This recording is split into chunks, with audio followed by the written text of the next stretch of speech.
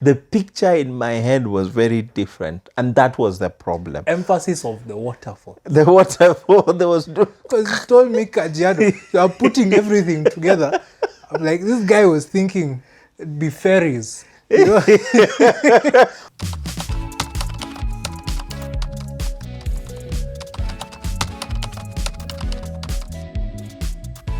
So guys, let me tell you a story, very interesting story. Have you ever felt like you've made an investment and then have this nagging feeling like that, have I been scammed? I don't know. So for this, the completeness of this story, let me tell you, so 15 years ago, 40 years of age, working in a very, very busy environment, lots of projects, flying through different capitals in East Africa to deliver on projects. And, you know, so busy doing, it wasn't even 8 to 5s. We were literally doing 8 to 3 a.m. to 2 a.m., going back home and hardly even getting any sleep, and you're back again on the road the following morning. And that almost kind of defined the life that we were living, around that. We are developing our careers. We are trying to get on top. And so one of these days, as happens to many in their 40th year and so on, is that you start thinking about investment. You start thinking about later. You start planning for life later. And, so a group of guys from the office and friends, came by and say, hey, Jatelo, there's a project. And of course, we are all ears. We want to hear, what is this thing that you're talking about that could be of interest? At that point, we are all thinking, let's have an investment. This kind of work that we're doing, we will not last in it forever. So we need something to invest in. We need, whether it's land, money markets, buying shares in different companies. So all of us have all of this in mind. So when this idea was thrown, the excitement was palpable. Everybody was like, yeah, okay, walk us through this idea. And the guy says, okay, there is a plot of land. It's 200 acres. And the owner, it's ancestral land. The owner of this piece of land wants to sell it as a batch. Okay? So the whole 200 acres or nothing. Hey, when you're in that stage,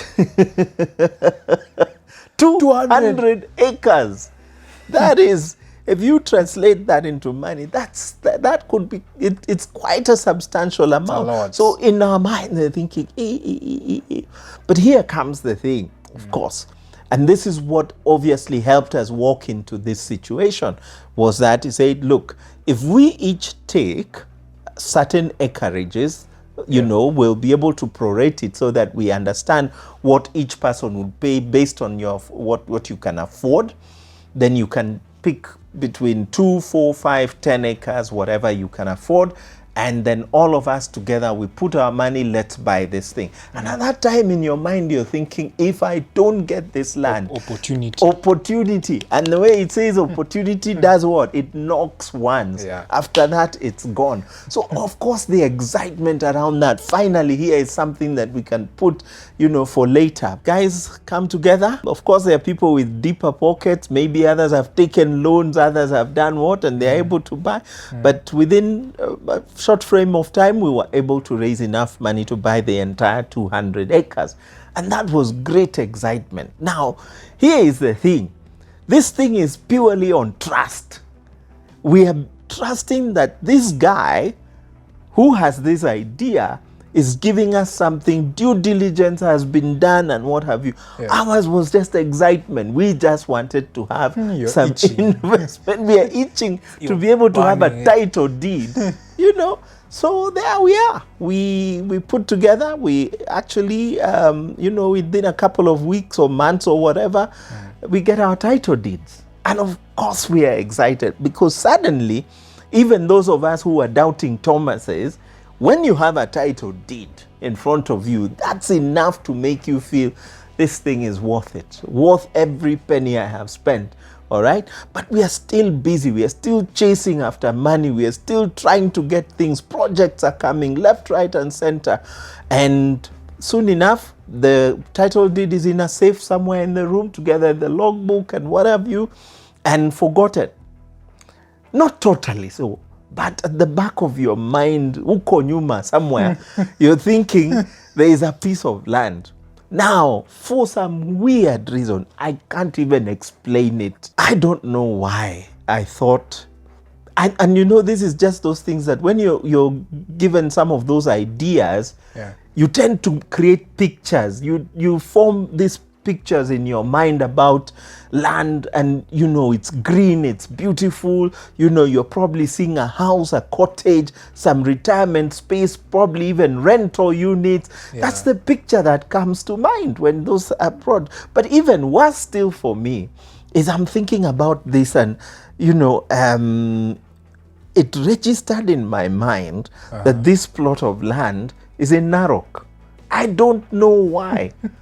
But now, even come to think of it, I think because of the commonality of Maasai and being in that general area, I defaulted to Narok. Now, fast track. Oh, fast forward. Fast forward, 15 years later. Of course, I've grown older, wiser, as you by now know. It's like you know how we say the frontal lobe of young people is fully developed at 25? So at 40, it's like it was not there, and then 15 years later, it's like, oh, by the way, I exist. No. Let me tell you, this thing of wisdom is real. There are things which you take for granted and so on. But here I was, so now I'm thinking, hey, I'm getting older. I need to start putting my things in order. I need to start making sure, you know how everybody says, line your ducks, you know, so that, you know, you're not caught off guard. You want to make sure that, you know, anything you have is proper. And so I, you know, start looking into the things that I have. I actually discovered another property I had actually bought somewhere which I had also not visited, and it became obvious it's about time I should start putting my things together. So you were just collecting at this point. And again, that's the problem. When you're young and foolish, a little bit, I think foolish is the word. Maybe not entirely foolish, but you're just living life, and there's room for that. You should be able to live, because all of these things, when you're younger, that future looks so distant. It looks like it's something, you know, another 50 years, another 60 years. So it's not something to bother you too much about at this point.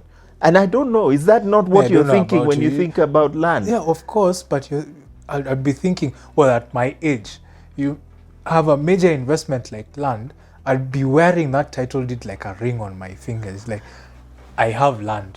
Land. The way you're saying you discovered property, land. Everywhere I go, by the way. Let me tell you, perhaps a lot has changed. Land is a lot more scarce now. I think in that time, there was potential for a lot more. So we were not having that scarcity kind of thinking of, hey, maybe. I mean, there was a little bit of that, but not enough to drive you to want to quickly. It was always for the future. And then to think about it, I think what we were earning then was enough to get us by. So we were not like in this place where it was important for us to quickly turn around these investments into money. And maybe that's what led to us not really thinking too much about it. So anyway, so here I am. I've pulled out this title deed and I'm like, what? Kajiado? This is not Narok. It says Kajiado. What Narok and Kajiado, two different. No, the common thing around that is there's a Maasai. So let's give it to me. I'm not so badly off. But I actually, you know, now to think about it, I think that's where the confusion in my mind set in. But now, here we are. It says Kajiado.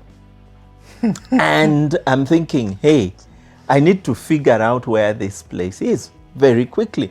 And that's the point at which, you know, I thought, okay, let me fast find out, and I called a surveyor friend of mine, and I said, Johnston, look, I have this title deed.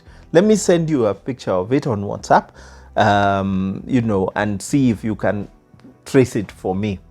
And he was like, you've never seen it? I'm like, oh, don't ask me tough questions. It's the first question. It's the first question, isn't it? Yeah. But, well, here we are. So anyway, he went, land registry, did whatever research.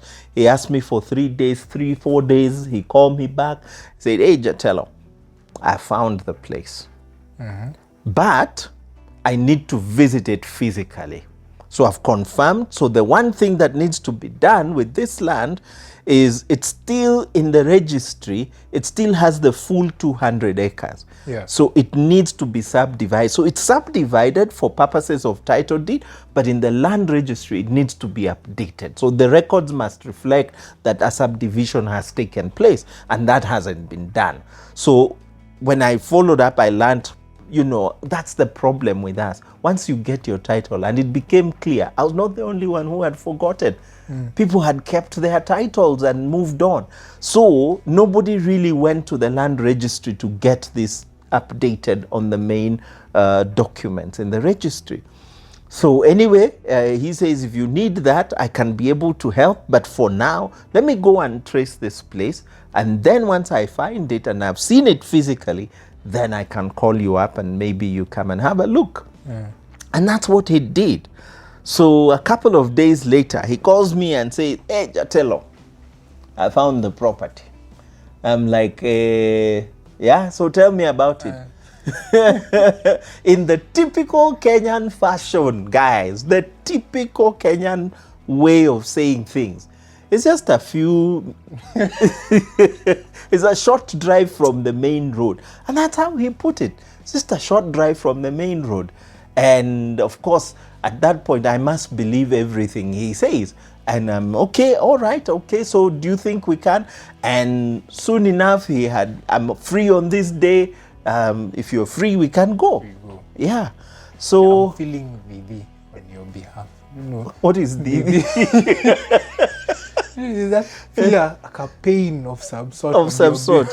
It's like, man, I'm hoping these are lessons that you'll carry with you. But here is the thing: at this point, and now that the land has been found, we need to organize this trip. It has to be on a Saturday, preferably, because then maybe it's easier to make travel arrangements and so on. So that time comes, and of course, that's when you're telling. That's when I'm saying, let me go show you. He's not seen this land before. Like, let's go have a look together. This is a fantastic bonding experience. And let's wake up early. Let's go and see this place in Kajiado. Yeah, I'm thinking, okay, Kajiado. And then he starts telling me, so we need to prep our lunch. Okay, what's for lunch? Sandwiches. And I'm thinking, fine. Sandwich is your bread, your blue band, polony. This guy starts talking about olives. This guy must have olives. You said olives and cucumber in a sandwich, and we are going to Kajiado. Just be thankful that your dad has spent time. He has considered you in all this planning, and he is going to put for you a nice table to eat. It's going to be comfortable so that it's worth talking about. It's comfortable. These we don't even memories. have chairs. We carried a table. Why not just open a restaurant? So let me tell you, this table, it's really actually an adjustable table. So it's what do you call them? These tables that you make up when you get on site. So it wasn't like plastic tables.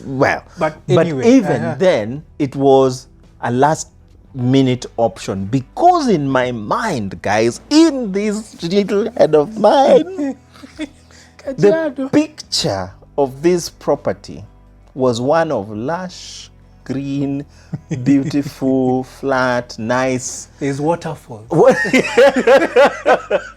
I think that's exaggeration, kidogo, but I wouldn't put it past me to have that kind of picture. But you wake up in the morning, there are birds, a rainbow. It wasn't too far from that, by the way. So here I am. That's the picture I have. So the plan was to put together sandwiches so we have a picnic. Okay, so when we get there, we carried some lesos, shukas, all those stuff so that you put it. So the table was really so that you can lay up some things, when you need, but sit down on this green lush piece of land and, bite away at sandwiches and, just have a chat, what we can do, build something, whatever. So that's what informed that choice. So there we are. We prepared, we got everything we needed together for the journey, and the plan was to leave at 6:30 in the morning so that at least we can get there before it's too late or whatever. We land, of course, it's about 140 kilometers away. It's close to the Tanzanian border, the town of Namanga. And so that was some excitement in itself. It's like, hey, why not? So we embarked on this trip that morning, and we are making our way slowly there. It was early enough, so the traffic buildup was not as bad when we got to Kitengela. But after Kitengela, everything is okay. It's good roads. The traffic is not much, and you're able to just have a smooth ride there, no interference, and it's a straight road, so no turns or whatever. And so we are embarking on this journey, which was quite uneventful. I mean, we were enjoying the scenery, the landscape, And so I eventually asked him, so what is this obsession with parents? Like, get your job, get a place to stay, get a piece of land, then everything else, shall be added unto you. That's scriptural. I argue it's a very good saying. Yes. You can sleep in your car, but you can't drive your house. A very interesting discussion around that as to where exactly that comes from. And then for majority of the people in my generation, and that being, when will I get to drive my dream car?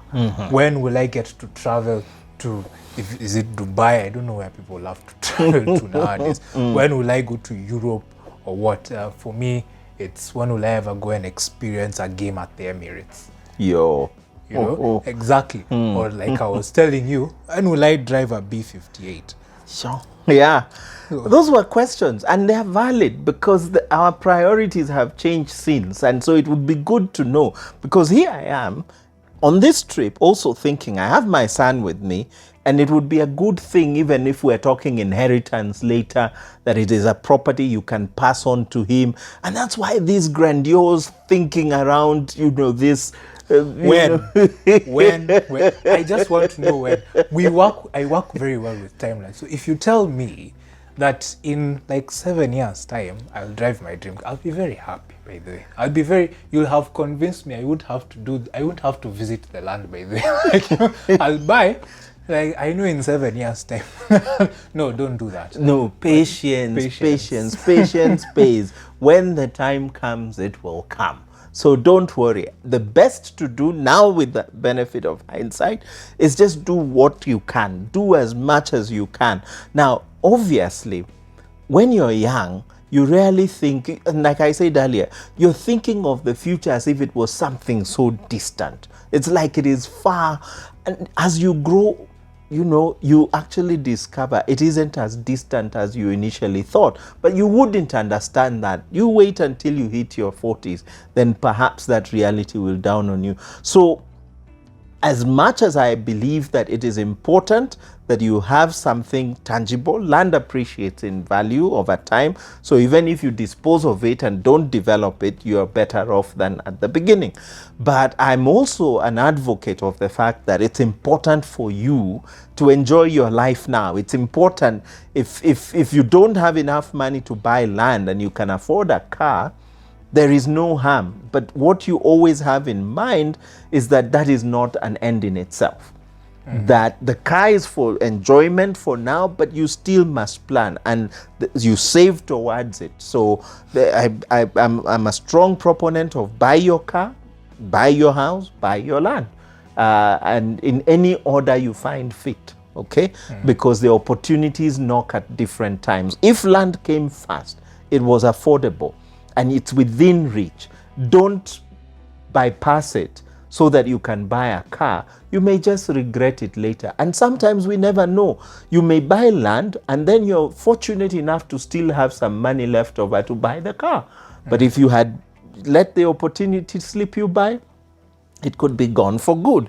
So it's just to balance. Life is about balance. So my surveyor friend had dropped me a pin which indicated where he would be, and he would be accompanied by a local, somebody who knew the terrain well, and another surveyor, so that they could counter check the different, readings on those tools of theirs. Yeah. And so we were driving towards this place, and of course, the farther you go, the terrain was changing. The bundus. The bundus. The car is wider than the road at this point. Yeah. And it got to a point we were literally screaming because the bushes are just nothing. They're scratching the car. That was scary, man. You're passing. So he's trying to go slowly and you're going at like 2 kilometers. Yes, he was the driver. And these guys, anyway. We've confirmed I didn't want to drive. No, it's like I'm doing, 80?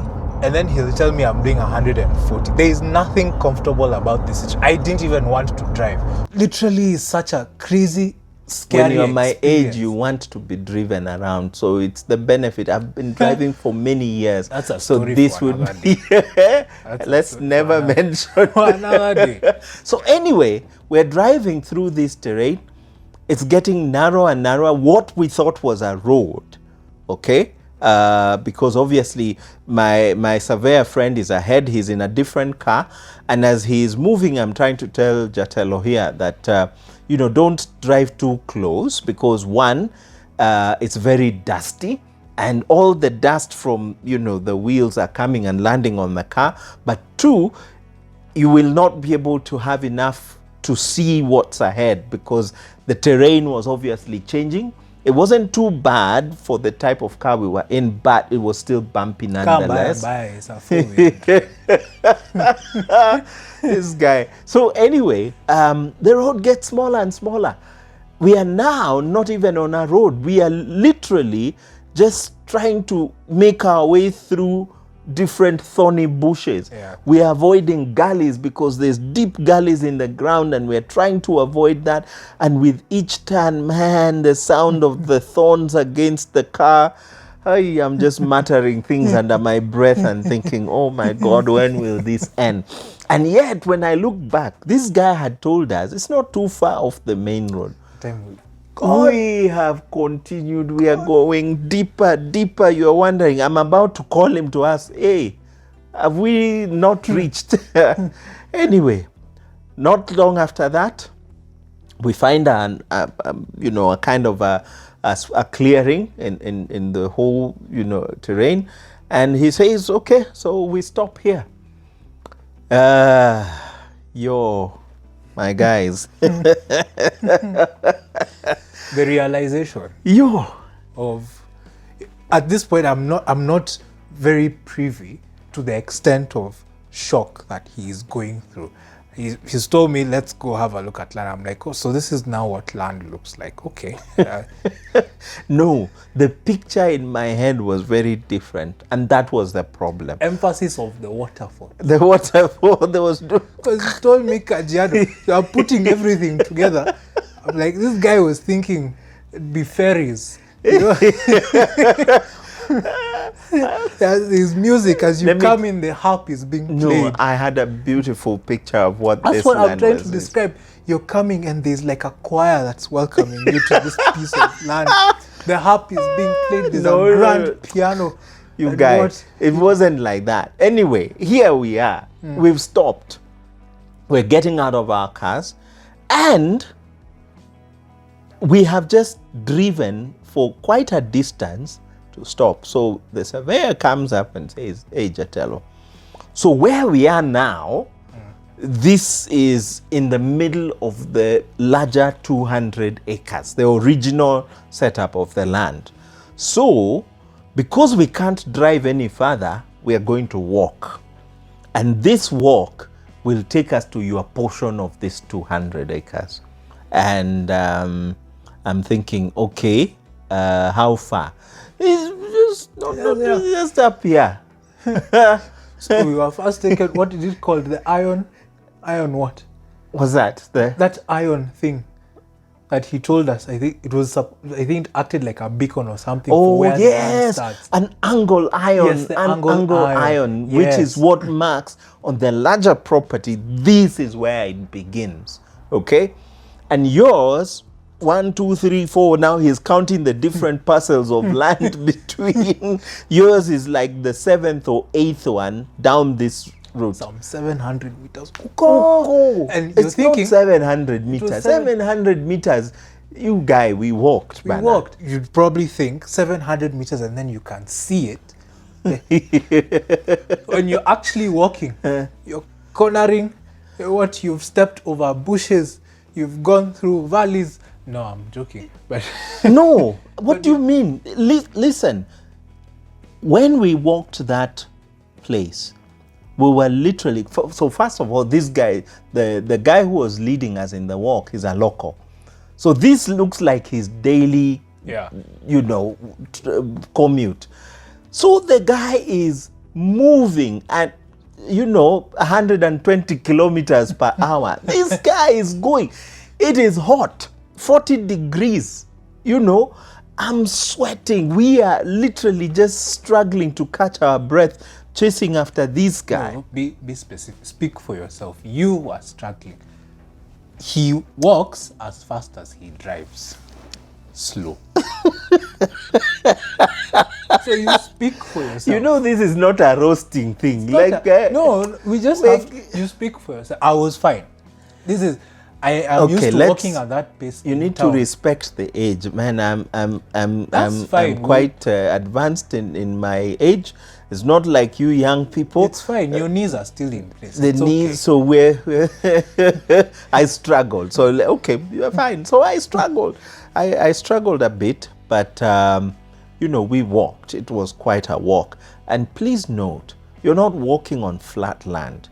You're walking on undulating land.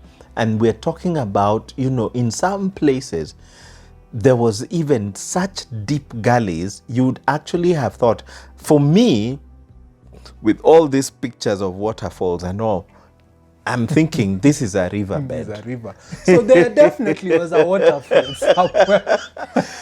This place we are passing looks like there's a river. So happily I'm like, so, perhaps because of the dry season, the riverbed, so the water has dried up. And, he says, no, this is not a river. This is just that, at some point when there's heavy rainfall, there's a deluge of water. So we literally were skipping and jumping over this deep, very gullies. And I'm thinking this is all part of this land that is no longer what I had envisioned 15 years ago when I purchased it. So all this time I'm thinking, guys, was I scammed? Was I scammed? Man, okay. I think it really starts to hit when he tells you, no, here is very good for goat farming. Yeah.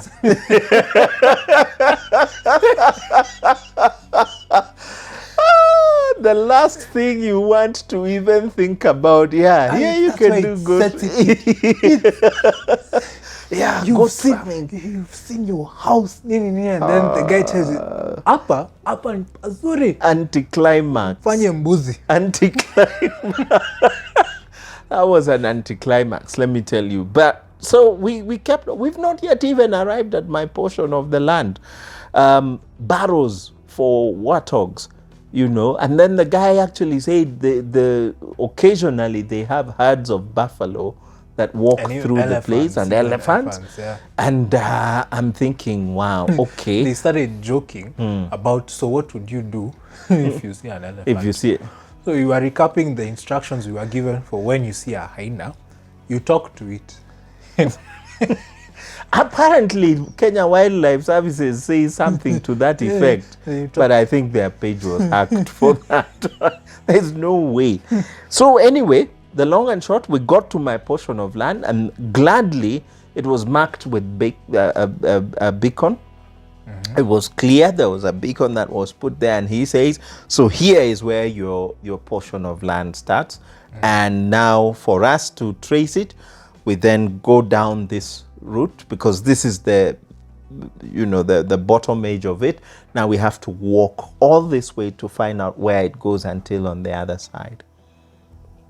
So we begin the next phase of walking, and we are walking, we are dodging thorns, we are walking over bushes, blackjacks and all those things in the, it wasn't comfortable, to be honest. There was a sense of adventure to some degree, which was interesting. That's now proper that was real adventure, yeah. And so maybe as we did that, there was that change of mindset. And you start thinking, maybe, could be, maybe I've been scammed, but this could be a wildlife resort. This could be a place where people could come and bond with nature. Golf course. A golf course, perhaps, yeah. But for the golf course to be developed, you need all the 200 acres together. So everybody who had bought their portion needs to buy into that. Together, and usually that's a difficult thing, getting people to agree on one thing, because I'm sure when people purchased, they had different ideas of what they wanted to do with the land. But anyway, so those were options. Now we are thinking, maybe it's good to be positive about it, and start thinking different from what we had earlier. And we walked and walked. We found the boundaries of the land eventually, and it was quite a treacherous walk. We were now quite tired, but when we did come to the end of it, and my friend the surveyor says, okay, Jatellos, so we've come to the end. I don't know if you guys are leaving, because for us, we need to go ahead and show some other clients a portion of land somewhere else, and we need to leave. So, you choose what you want to do. And because I had sandwiches, in the trunk of the car, it was agreed, hey, why not? And I said to Jatello, so let's look for a nice shade somewhere. There, every so often you'd find a good clearing where you can set up. Obviously, it was not the kind where you can put it on the ground. So my picnic idea quickly died. So luckily, we had our table with us. With no chairs. With no chairs. Oh boy, this guy. So we put up the table, put our bread and stuff there, and we were now literally because of the way we carried them, so we were preparing the sandwiches, and we actually just had a time to reflect and think about what could be. And then the deep gully that we saw up there, yeah? Look at that, those are bees. But they're passing. Where? Just passed. Oh my goodness. That was a huge swarm. And many times, if it is in a swampy area, it stays green for longer because the soil has a water retention capacity. So anything that grows there tends to be greener. At that time, you're thinking the place is green, you plant maize. But at the back of your mind, was I scammed? You're still. Yeah, was I scammed? Maybe I should have done a little bit more thorough, your due diligence just to even sort of like pushed for a visit, isn't it? Or even maybe photos or something. I don't know. Yes. But like I said, when you're doing some of these things, and it still happens to many of us in our busy environments, and that's why we, basically allow third parties to do for us things, because first there is an element of trust, which is important for these things, is that if a friend tells you they have spotted some investment that they'd like to interest you in, you just believe them, and you believe because it is they are thinking of your good. I don't think there is anybody who's out to harm you or is thinking of some way to defraud you. It's just that the mental picture that I had formed over the years is not what I found. So struggling to deal with that to, come to the reality that this is what it is. And that's what it is. So gladly we had our sandwiches, which was great. We did meet a couple of herds boys, little guys, about 12, 15-year-old guys herding their goats and whatever. They had dogs with them. They had dogs. Best names ever. Police and master. Yeah, police and master. And every boy must have a dog. I think that's the greatest friend. And we have Kobe with us. We have Kobe is somewhere around here. But every boy must have a dog. Dogs are great companions. They don't judge you. Important. They don't judge you. They trust you fully, and they always will, irrespective of what you do, they will always be there. Yeah. And so we did share our sandwiches with the guys, gave them some water to drink, for which they were really excited about. At the end of it all, just thinking about so maybe the whole concept of being scammed was slowly, getting neutralized, and beginning to think maybe there is something else that can be done. Maybe it's not a lost case completely. It's not a lost cause completely. It can be salvaged, but it has to take a lot of positive vibe and thinking. I mean, we saw the beacons, so clearly the land has been marked. It's legit. We have a title deed, so it is legit. It's just that, trying to blend, what thoughts I had before and this new thoughts, and trying to match them. I think that has been the biggest struggle. And then you've been given the idea. And it is an idea. Maybe it is, and we should not dismiss it. It's just that I need perhaps to think about it. But you guys, I'm putting the question to you. If you have been in my situation, if this is where you are at now, where I am at, I've just discovered this piece of property, and this is what it is. It is not what I had thought. What would you do? What do you have, for those of you that are familiar with the Kajiado area in general, what kind of investments would you put in? What would you sell and recoup your money with a little, profit on top of it? I mean, I'd like to hear that. So please, on the comments below, please put down, share with us. And this is real, so it's happening, it's live. If there are ideas, if there's anybody who wants to join us in putting together this, perhaps golf course, maybe, why not? There could be demand. That could be interesting. Or a resort. This could be, lots of different cottages, people on a road trip and want to just spend a night in a beautiful area. Why not? But hey, with mbuzis. And yes, because it is those mbuzis that you slaughter for a good nyama choma evening, isn't it? Yeah. So guys, please give us your comments. What do you think? Let us know, and we would be happy. There is a second phase to this, because we will revisit again, just so that we get a better scope of it now after the initial shock of the first one. Now go with open minds and actually just have a mental picture of what really can be done, and we'll be happy to tell you about that when the time comes. Yeah, definitely. We'll hope that there is going to be some sign of rainbows and leprechauns, maybe a gold pot at those beacons that we are looking at. My and goodness. hope for maybe that gully will be an actual nice river with fish, koi fish. Salmon. We love salmon. We love salmon. Yeah. Or red so snapper.